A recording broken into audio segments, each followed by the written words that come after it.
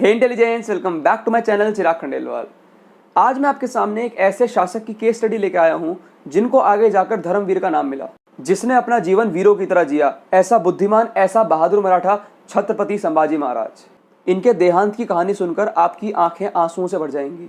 तो इस वीडियो को बिल्कुल भी बीच में मत छोड़ना, इस वीडियो को बिल्कुल आखिर तक देखना, इसका एंड जरूर देखना इस वीडियो का।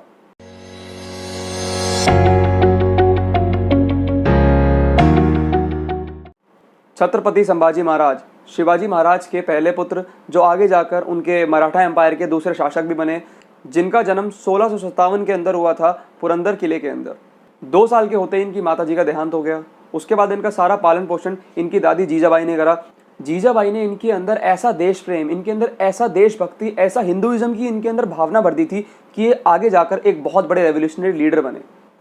इनकी 17 साल की उम्र में इनकी दादी का भी देहांत हो गया, वो भी उसी साल उसी महीने जिस दिन इनके पिताजी छत्रपति शिवाजी महाराज का राज तिलक हुआ था, 1674 के अंदर। 1674 जून के अंदर ही ये दोनों चीज हुई इनके साथ साथ। एक बार मुगलों की इकोनॉमिकली वेल सिटी को संभाजी महाराज ने 3 दिन के अंदर लूट लिया था। क्या हुआ? देखो, ऐसा हुआ कि जब संभाजी महाराज का राज तिलक हुआ तो उस टाइम उनकी सभा के अंदर 50,000 लोग आए थे उनको देखने के लिए।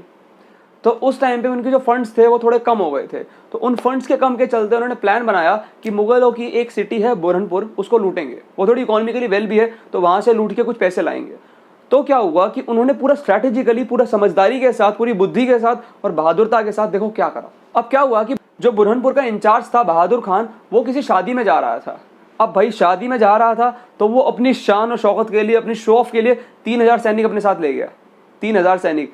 तो संभाजी महाराज को इन्फॉर्मेशन पता लग गई कि भाई बहादुर खान कहीं जा रहा है, 3000 सैनिक अपने साथ ले जा रहा है शादी के अंदर, और कोई 15-20 दिन के लिए गया था वो।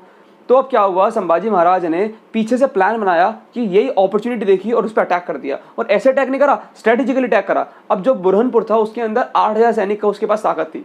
8000 सैनिक में से हमारे 3000 सैनिक तो हमारा बहादुर खान ले गया। अब बचे 5000 सैनिक उस राज्य के अंदर। अब संभाजी महाराज ने एक दिमाग लगाया, उन्होंने जाके जो उस टाइम करंट उसका इंचार्ज बना हुआ था 10-15 दिन के लिए, कक्कर खान, उसको जाके कान में ये बात बोल दी कि सूरत के अंदर संभाजी महाराज अटैक करने वाले हैं। उसके कान में एक बात आ गई कि मराठा सूरत के अंदर अटैक करने वाले हैं। तो भाई वो थोड़ा डर गया, थोड़ा घबरा गया। अब उसने अपने आधे सैनिक सूरत भेज दिए, जबकि सूरत में कुछ था ही नहीं। तो फिर संभाजी महाराज ने, अब बचे सैनिक कितने उसके पास, सिर्फ बुरहानपुर में सैनिक बचे 2500। तो अब संभाजी महाराज ने एक राइट मौका देख के सडनली उस पर अटैक कर दिया, बुरहानपुर पे सडनली अटैक कर दिया, सरप्राइज अटैक कर दिया बिल्कुल। और एक खास बात ये थी कि उन्होंने बिल्कुल भी किसी भी आम नागरिक को बुरहानपुर के, और किसी महिला और किसी बच्चे को खास तौर पे बिल्कुल नुकसान नहीं पहुंचाया। बिल्कुल 3 दिन के अंदर उन्होंने पूरा बुरहानपुर लूट लिया और बुरहानपुर लूट के वापस अपने फोर्ट पे आ गए। बुरहानपुर की लूट से उनको 2 करोड़ रुपए मिले। और ये जो उनका बुरहानपुर लूटने का जो ऑपरेशन था, ये इन्होंने अपने राज तिलक होने से 14 दिन के अंदर कर लिया। 14 दिन के अंदर, जब कोई राजा सोच ही रहा होता है कि अब मुझे करना क्या चाहिए, उन्होंने एक ऑपरेशन खत्म भी कर दिया था।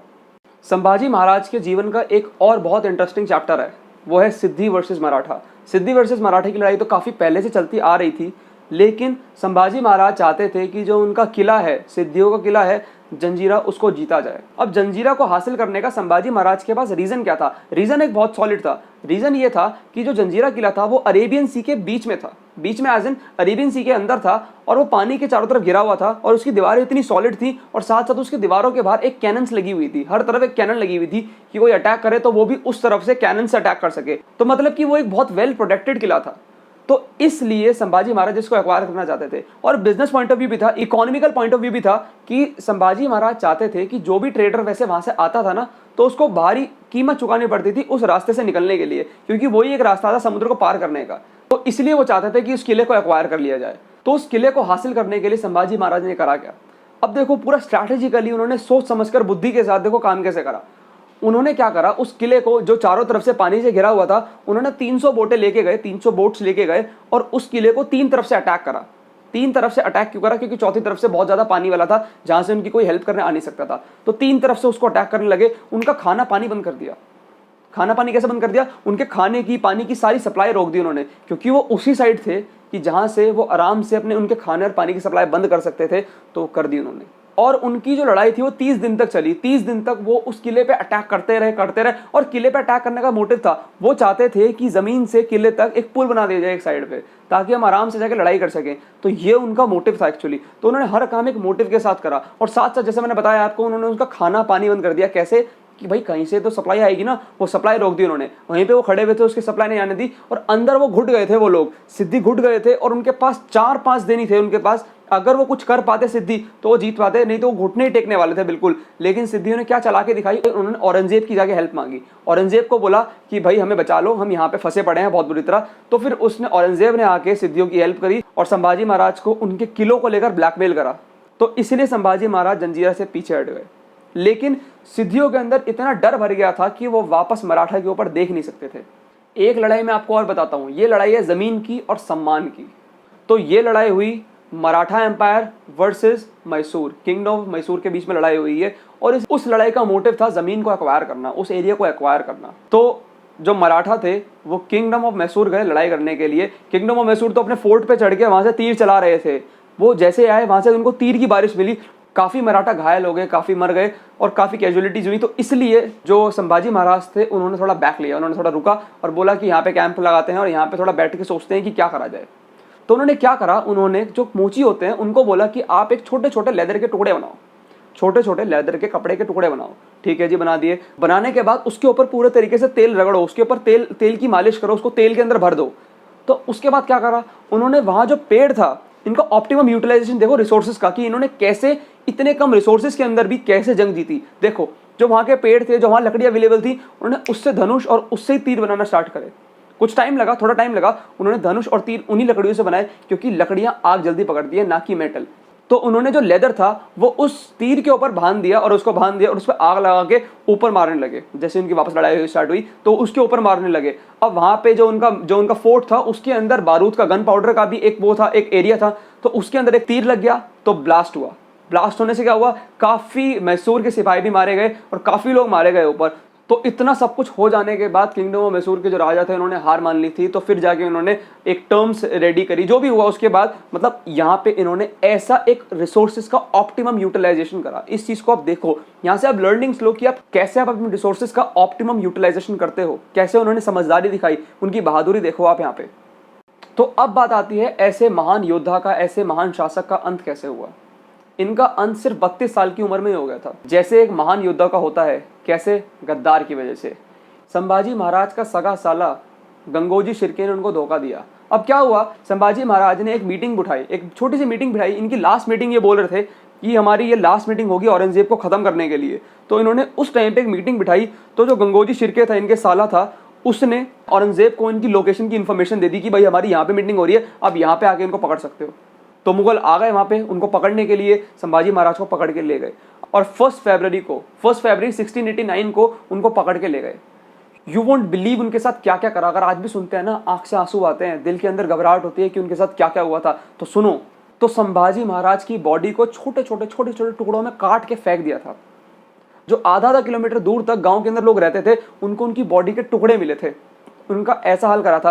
तो एक्चुअली में हुआ क्या था, संभाजी महाराज को वो अगवा करने के बाद या फिर लेने के बाद वो फोर्ट ले गए, अपने बहादुरगढ़ के फोर्ट ले गए। और वहां जाने के बाद उनके ऊपर उनको एक ऊंट से, उनको और उनके एडवाइजर को, वो 2 लोग थे, उनको और उनके एडवाइजर को ऊंट से उल्टा टांगा और उनके ऊपर पत्थर फेंके। मुगलों ने उनके ऊपर पत्थर फेंके, गाय का गोबर फेंका, ये सब चीजें फेंकी उनके ऊपर और उनको बहुत बेइज्जत करा। जब उनकी पहली बार औरंगजेब से मुलाकात हुई थी तो औरंगजेब ने उनको ऑफर दिया कि आप अपने किले हमारे नाम कर दो, अपना जितना ट्रेजर है वो हमारे नाम कर दो, और तीसरी चीज, आपको जिस भी मुगल ने हेल्प करी है ना मेरे लिए, मेरे खिलाफ जिस भी मुगल ने हेल्प करी है, आप मुझे उसका नाम बता दो, मैं आपको छोड़ दूंगा। तो संभाजी महाराज उन्होंने मना कर दिया। उन्होंने मना करते करते वो गाना गाते रहे, किसका, महादेव के नाम का, शिव जी के नाम का। वो जाप करते रहे। उनके साथ इतना टॉर्चर हुआ, औरंगजेब ने ऑर्डर दिया था कि इनको टॉर्चर्ड टू डेथ, उनको डेथ तक टॉर्चर का ऑर्डर दिया था। और टॉर्चर ऐसा हैवानियत जैसा टॉर्चर।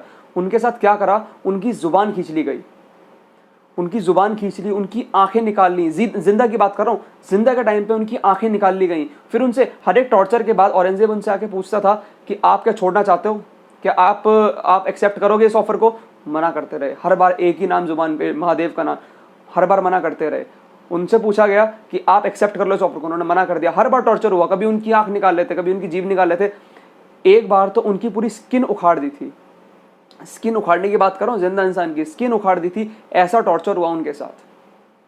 फिर जब वो बिल्कुल अति हो गई, बिल्कुल नहीं मान रहे थे, तो उनको बीच में से, बिल्कुल बीच में से, इस बॉडी पार्ट से बिल्कुल काट दिया। उनको काट के जान से मार दिया। एक जो आता है ना, एक हथियार जो जॉ आता है, टाइगर का जॉ जैसा हथियार आता है, उससे उनके बीच में काट दिया था, और एक्स की मदद से, मतलब कुल्हाड़ी की मदद से उनको काट के मार दिया था।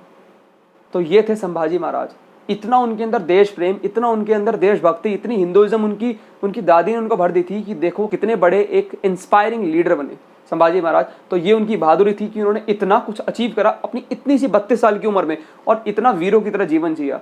तो मैं चाहता हूं कि इस वीडियो के बारे में, संभाजी महाराज के बारे में हर कोई जाने। तो इस वीडियो को आप जितने लोगों को शेयर कर सकते हो उतने लोगों को शेयर कर दो अभी के अभी। और साथ साथ आप इनकी लाइफ से क्या लेसन ले सकते हो, इनकी आप बुद्धि का लेसन लो कि इन्होंने ये कैसे एक ऑप्टिमम यूटिलाइजेशन करते थे रिसोर्सेज की। उस टाइम मुगल कितने पावरफुल होते थे, लेकिन मुगलों को भी कहीं कहीं इन्होंने साइकोलॉजिकली हरा दिया था। और भी काफी कुछ सीख सकते हो, इनकी बुद्धि, इनका ब्रेवरी, इनके अंदर ब्रेवरी कितनी थी। लास्ट में इनकी डेथ देख के आपको इनसे क्या सीखना चाहिए कि इनके अंदर ब्रेवरी कितनी थी।